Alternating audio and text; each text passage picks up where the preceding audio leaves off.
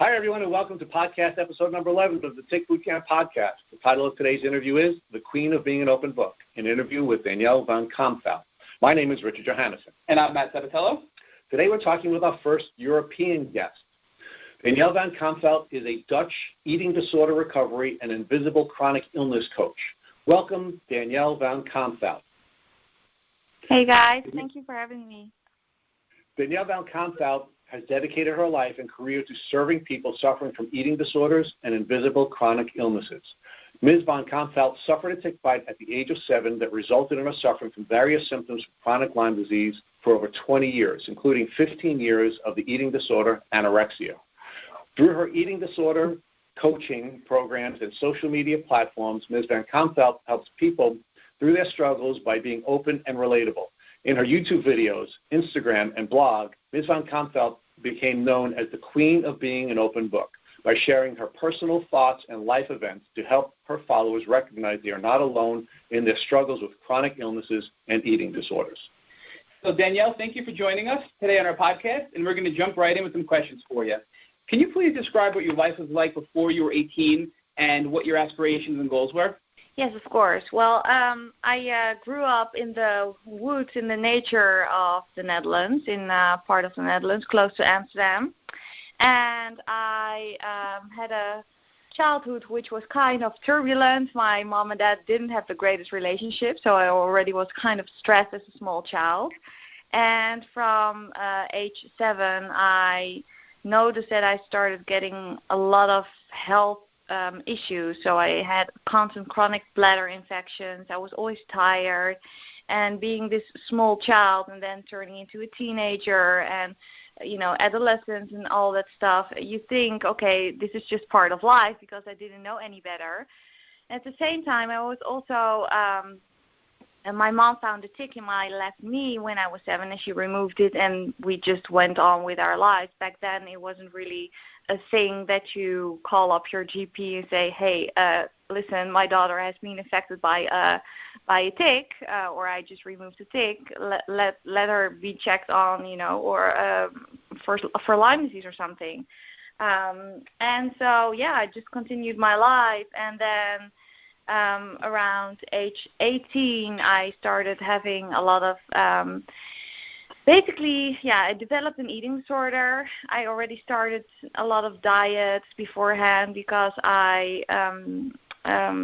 gained a lot of weight within a very short amount of time, which was, of course, due to hormones. I was just basically into my puberty, so it kind of makes sense that you gain a lot of weight within a short amount of time.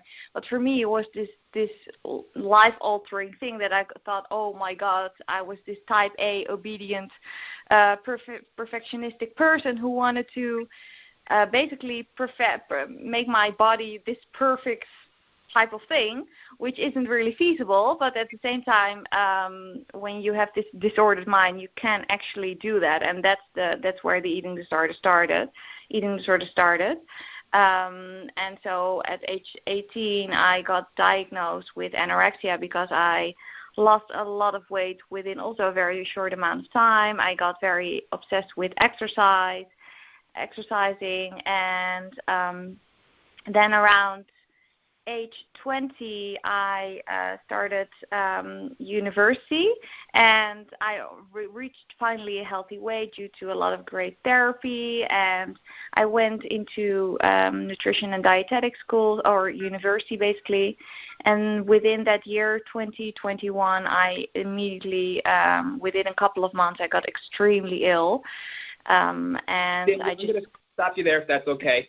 I just want to, backtrack a little bit and ask you. So, your childhood was, relatively normal. You had some health issues that you attributed to just, being a child and normal things that would go on in, a child's life. And prior to, turning 20, and when you really started to get, really sick after your bout with anorexia, can you just give us a little more insight into what your goals were? You mentioned that you went to university. What you wanted to study, what you wanted to be once you graduated college and university, and what your aspirations were really. So, what your plans were for your life before you got really ill when you were 20. If you can just maybe expand upon that a little bit for us, please. Yeah. Yeah. Well, it's funny enough. I also always had this crazy obsession with nutrition. When I grew up, I grew up in a very healthy, obsessed, quote unquote, obsessed household. I grew up with a sourdough tahini sandwiches with alfalfa and sprouts and all that stuff, and I ate it up, and I thought it was the most amazing thing in the world. So I grew up in that kind of household. So I knew from the get-go that I always wanted to be a nutritionist or a dietitian. So I always seriously knew from that was just my life goal. I wanted to help others to be healthy and happy, and I knew that nutrition was a big part of life, and especially in my life, because since I just said that I was struggling with a lot of chronic health stuff, my mom already brought me to a lot of holistic people, and who said, your daughter has to be put on this diet or that diet, but it wasn't really an obsession back then. It was still very helpful, actually, because they told me you have to eat omega-3s and you have to eat this or that, and the supplementation. And so, I already knew from the beginning that I wanted to be a kick-ass dietitian or a nutritionist who, That's great. Thank you, Danielle, for sharing that. Now, so you have these desires of moving forward and becoming a dietitian, and really focusing on healthy eating and helping others and living a healthy, healthy life. And then at 18, you get a bout of anorexia, and then when you turn, 20, you start to get really sick, and things start to really bubble over for you. Can you maybe elaborate a little bit on that? Some of the symptoms you started experiencing at 20. What those were and what life was like before you figured out what was actually the root cause of those symptoms. Yeah. So when I was around 2021, I started my first year of university, and I was extremely busy with new projects, studying. I had sort of a social life. I was still very obsessed with exercise. I loved it, but at the same time, it was also kind of an obsession. I did eat enough, but I think in hindsight, maybe not, really, really enough for all the things I did. So within that first year, I started getting pain in my left knee, where actually the tick was found when I was 7. But I didn't think about the tick back then, because I just thought, oh, that's weird. I have just pain in my left knee, and I thought it was maybe an injury because I exercised a lot. So I started going to the physical therapist, and they couldn't find anything. I had an ultrasound, and any kind of treatment, dry needling, you name it, I did it. And then within the next following weeks and months, the pain spread out through my whole entire calf, and then the other calf, and then my upper leg, and the other upper leg, and then my arms, and the pain got just widespread all over my body. And then the exhaustion came along, and it was just this crippling exhaustion and brain fog that I just couldn't get out of, and I was crying over my own exams. I couldn't study anymore, but I still was this perfectionistic type A person who just wanted to finish my first year of university. So I pushed myself until I couldn't anymore. And within that year, I knew there was something going on. There was something wrong, but I didn't know what, of course, because I still wasn't diagnosed with anything. So I went into every kind of treatment, holistic kind of treatments, because I still, didn't believe in Western medicine. And then at some point, I knew that I really, needed to do some type of blood test. And I did the Western blot test and the ELISA test, and the Lyme antibodies came up. So they noticed that I had an infection prior, but they said, it's not like an active infection anymore, so it's probably chronic Lyme. But the Western blot or the ELISA, it's like flipping a coin, so it's 50% accurate. So you're really not sure if it's actually Lyme. And then I did the PCR test and a lot of other tests, and the Lyme definitely came up, and then also some co-infections. And then I thought, oh my God, I'm going to be healed. I know what it is right now, but I of course didn't know what was ahead of me, because I didn't know it was so freaking hard to get rid of Lyme. So, yeah. So, Danielle, before you go a little bit further on this, and you're at a very important point for us, I just want to go back and review some of what you just shared with us about your journey that began when you were 18. Do you believe that the challenge that you had with anorexia was a symptom of your Lyme, or do you believe that your anorexia caused a change in your immune defenses that allowed the opportunistic disease to take off when you turned 21? Yeah, the latter. Definitely the latter, yeah.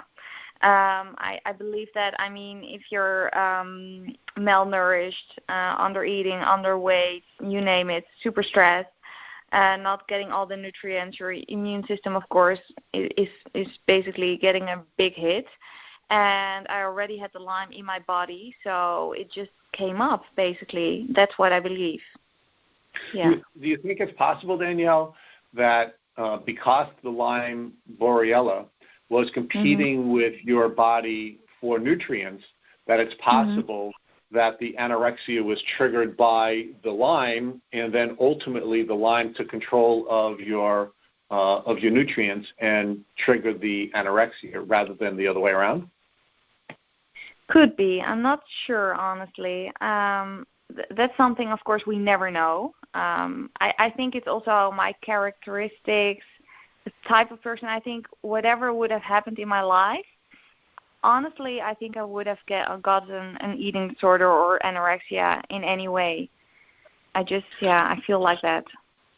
Let me ask you one more question about that period in your life. You said that you had gone through some changes during puberty which caused you to gain weight.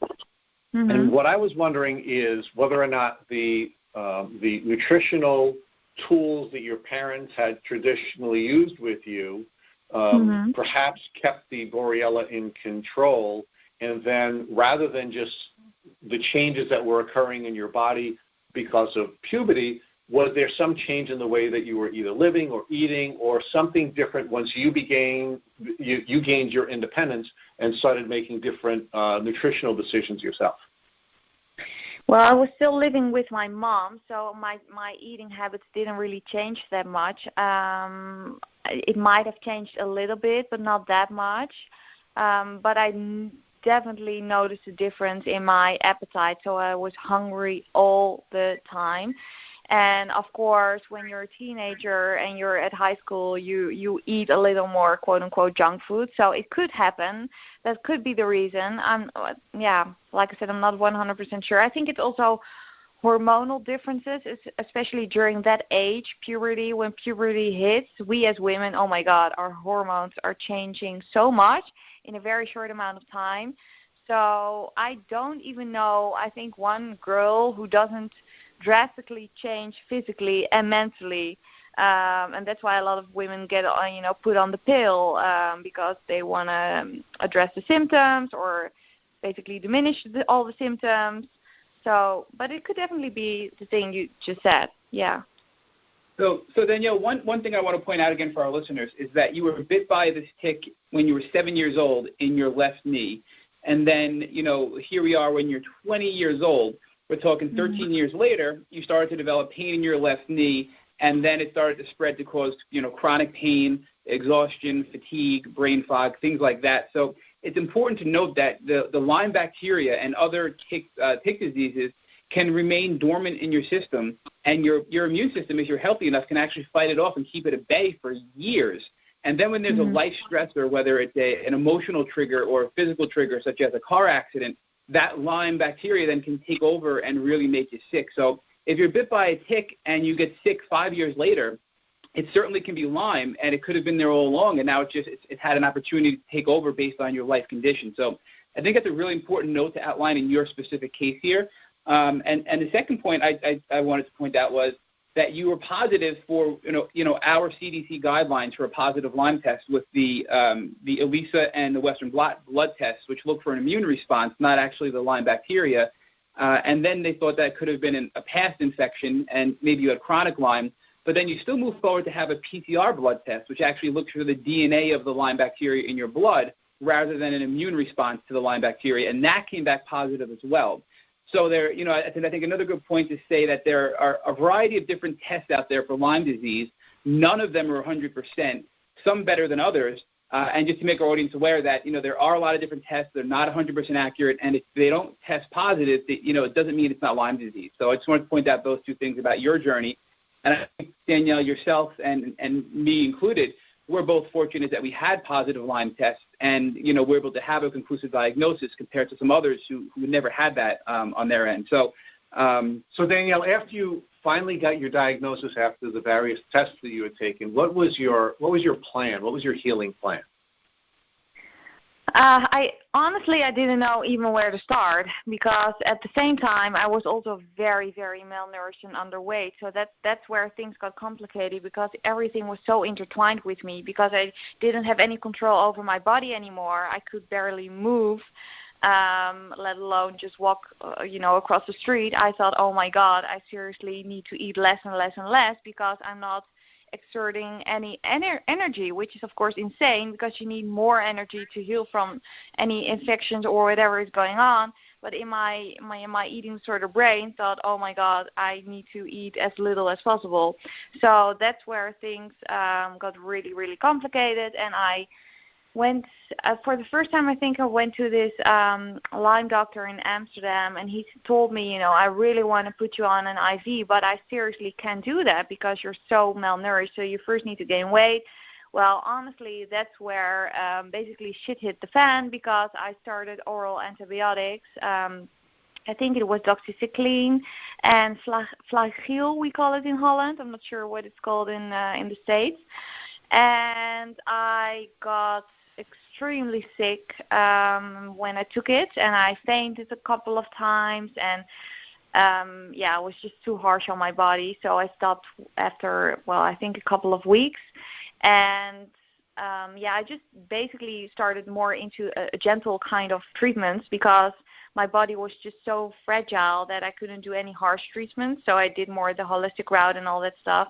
And at the same time, I was more so being admitted in all kinds of eating disorder clinics. So that was basically my first aim to gain more weight. But my God, that was hard, because my eating disorder was getting stronger and stronger and stronger. But at the same time, my Lyme was getting worse and worse and worse. So I was in this constant spiral.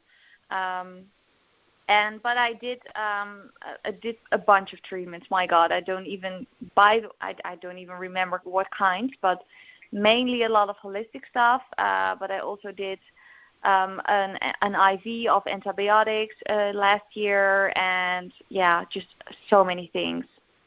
Danielle, when you first started getting the oral antibiotics, the doxycycline for your Lyme disease, you said that made you very sick. Did you stop taking those antibiotics after a couple of weeks and then start a more holistic herbal approach, or did you continue on with the oral antibiotics? Okay, so you stopped the antibiotics and went to the holistic approach. Now, specifically with the holistic approach, were you taking herbs? Can you give us a little more detail about what you did holistically to treat the Lyme disease? Yeah, well, we just talked about this off air. I did a lot of bioresonance. I'm not sure if I, pronounce it right. English is of course not my native language, but we call it bioresonantie in Holland. It's bioresonance. It's very hard to explain. But it's just this lady I went to, she measured my whole body and she got rid of a lot of toxins. She noticed I had a lot of heavy metal toxicity, which made the Lyme worse. It was this cycle I was constantly in. Of course, when your immune system is so down, everything just gets worse and worse and worse. So she got me a little bit out of that basically horrific situation, and that made my energy a little better.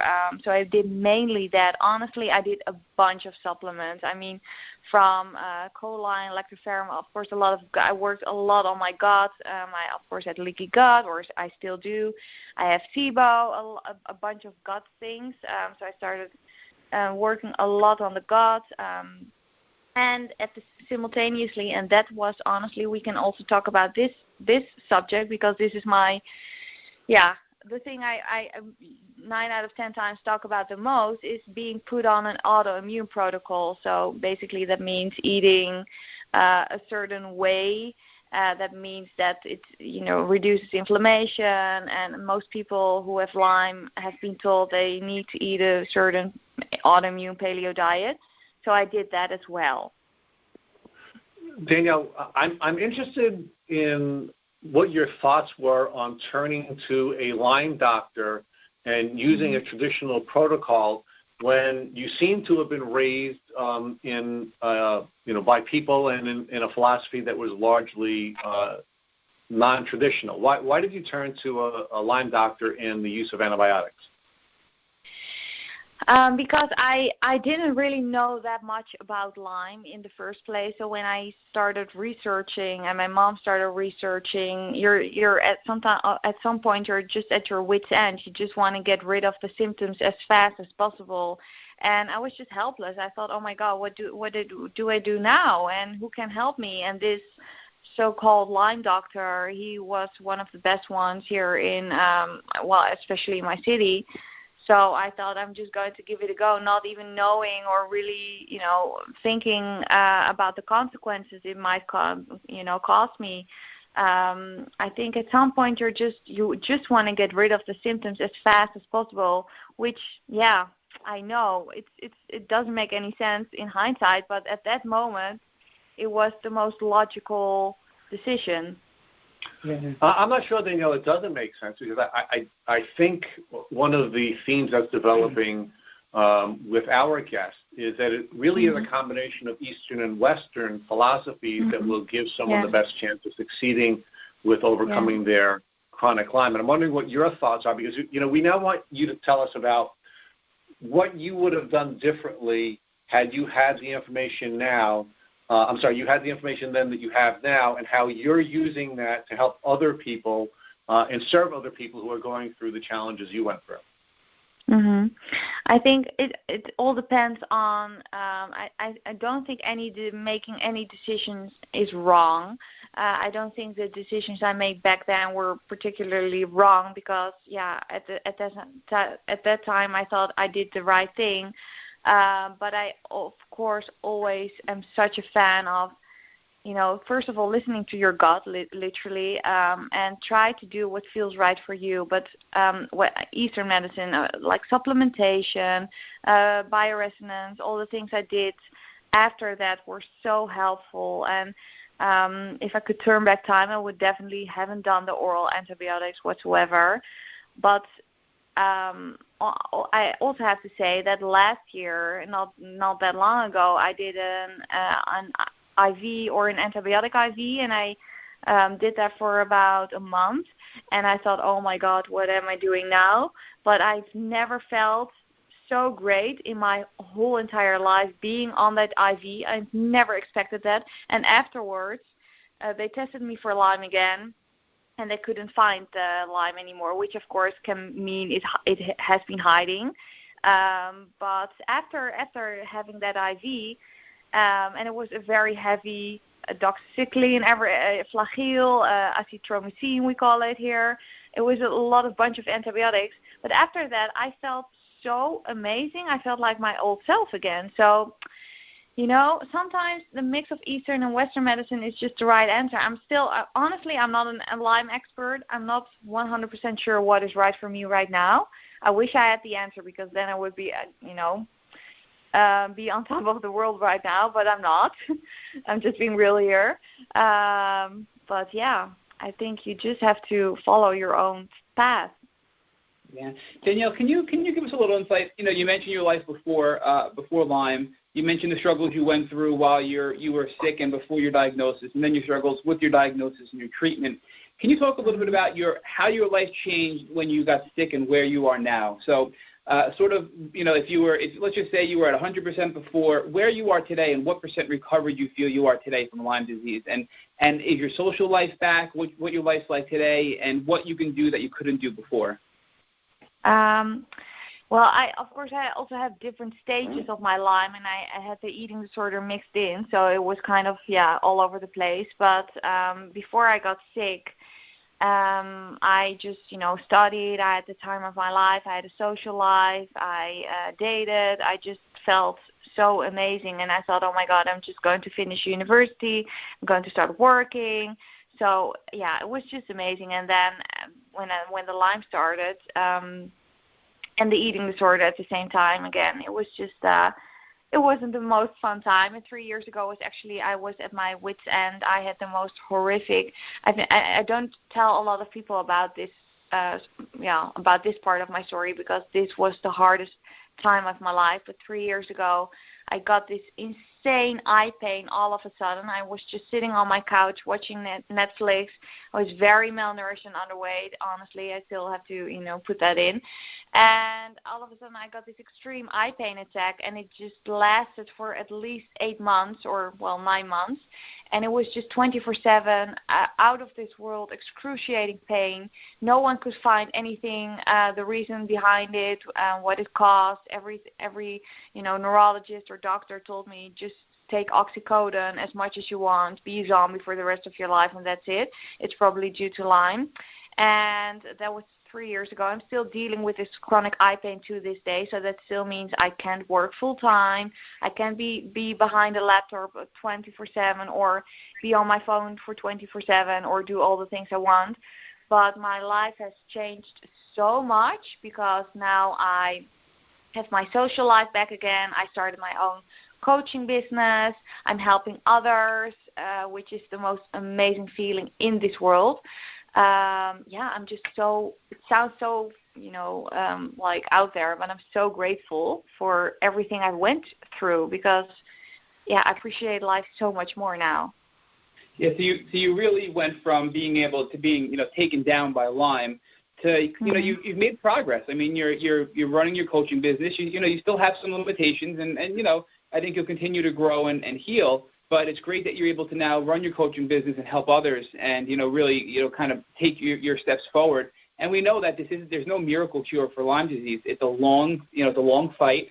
You're on that journey. You've made progress, and you're going to continue to make more progress as time goes on. So it's great that you're able to help others at this stage of your illness. So Danielle, tell us what you would tell a Limey like Matt. What advice in your coaching program would you give to someone like Matt Sabatella? Well, I presume Matt doesn't have an eating disorder at the same time, so that makes things a little easier, honestly, because I coach mainly people who have comorbidity, and an eating disorder and a chronic illness, so mainly Lyme. But what I would tell Matt in this case, like I said before, just do whatever feels right for you right now. So okay, I need a minute. I need to think about Danielle, it. You believe baked into our system is a capacity to understand what we need to do to get better. Am I right in describing your feeling about that? Yeah. It's almost like listen to your body, listen to what your body's telling you, and take the lead from how you're feeling and what your body's telling you, right? So, we know better than anybody else how we're feeling and what makes us better and what makes us worse. So to listen to yourself and really focus on, what your body's telling you, I think is what your takeaway is for this, right? So Danielle, you're known as the queen of being the open book. And one of the things that I really admire about all that you're putting into the universe is that you're telling people it's okay to be an open book. It's okay to feel the way you feel, and you should be listening to yourself. Isn't that really the core of your philosophy and your coaching?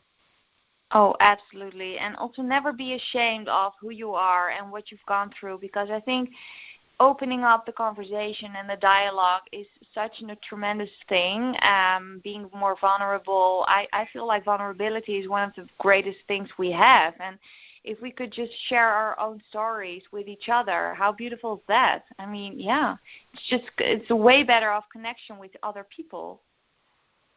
And, of course, the only way that you're going to be able to help your doctors or whoever you're working with to partner in your healing journey is for you to be honest with yourself, right? Mm-hmm. And I think folks need to work with people like you so you can help them to be honest about their challenges and be comfortable with their challenges so that they can then use that information to make smart treatment choices.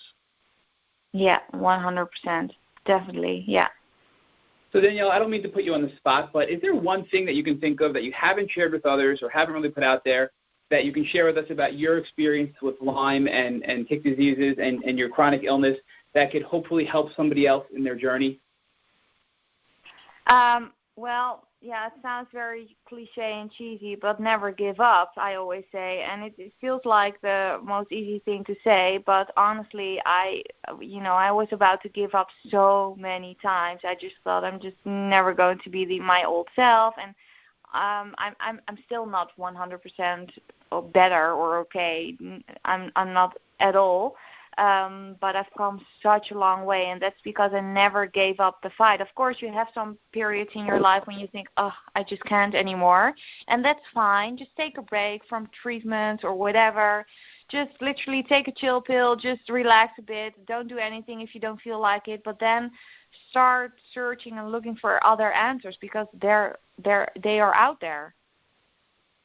Danielle, can you share with our listeners how they could get in touch with you so that you could help them to take these first two steps they will be required to take in order to be able to begin their healing journey? That being, they have to be okay with being themselves, and they can never give up. How can folks get in touch with you so that you can help them start their journey toward healing? Well, you can find me. You mean my website, right? However folks would get in touch with you, I think you could bless many people with your coaching program, and I feel like Matt and I have learned a great deal from you today about how important it is for folks to take the first two steps in this journey, that being they have to be okay with themselves, they have to be like you, the queen or king of being an open book, and then they have to have an endurance mindset so they can get through this and recognize that they're going to get better, but they can't give up. And these are two very, very important, I think, issues that folks need help with, and I think you're one of the people in the universe that's helping with that. Oh, thank you. Yeah, well, one of the main things I feel like there's a lack of especially in the coaching world. There are not many people, especially not in Europe, who coach women and men. I mean, it's more prevalent, unfortunately, with women who have eating disorders and chronic health issues. So mainly people with, I coach a lot of women with Lyme and an eating disorder, and it's so hard when you are chronically ill and being put on a certain protocol, like I talked before, being put on a certain autoimmune protocol and have to eat certain things or cut out entire food groups, and then at the same time also trying to recover from an eating disorder. That seems like the most impossible thing in the world, but it's definitely possible, and I try to guide women in that area. So if you want to be coached by me, you can find me on my website, DannyVanK.com, or you can find me on social media under Danny Van K on everywhere. Great. Thank you, Danielle. So, again, your website is Danny Van K. That's DANIEVANKAY.com. There's a button right at the top of your website to get in touch if they're interested in, utilizing you as a coach. And that's the best way for them to get in touch with you if they'd like to seek your counsel. We think what you're doing is a great service, and you're also an inspiration. We found you on Instagram, and, we just right away just loved what you were doing, so people can find you on social media as well, and you use that same handle on social media as well. It's the Danny Van K handle, DANIEVANKAY handle on social media. Yeah, that's right. Thank you, Danielle Van Kamstout, for your great interview. I'm sure our listeners have learned a great deal based on how you went through your very powerful journey. So thank you very much for sharing your expertise and your experience so graciously. To our listeners, we have a call to action. First, if you'd like to learn more about Danielle, please follow her on Instagram at Danielle Van K, DANIELLEVANKAY. At YouTube on Danny Van K, DANIEVANKAY, or her blog, DannyVanK.com/blog. Second, if you enjoyed this episode of the Tick Boot Camp podcast, please share it with your friends by using the social media buttons at the bottom of our post. Third, Don't forget to subscribe to our show on iTunes and get the automatic episode updates for our Tick Bootcamp podcast. And finally, please take a minute to leave us an honest review and rating on iTunes. This is a new effort on our part, and we'd really like you to help us out to create the show that you would like to listen to. We make a point to read every single review that you send to us one at a time. Thank you for listening. I'm Rich Johannesson. I'm Matt Sabatello. And this is Tick Bootcamp.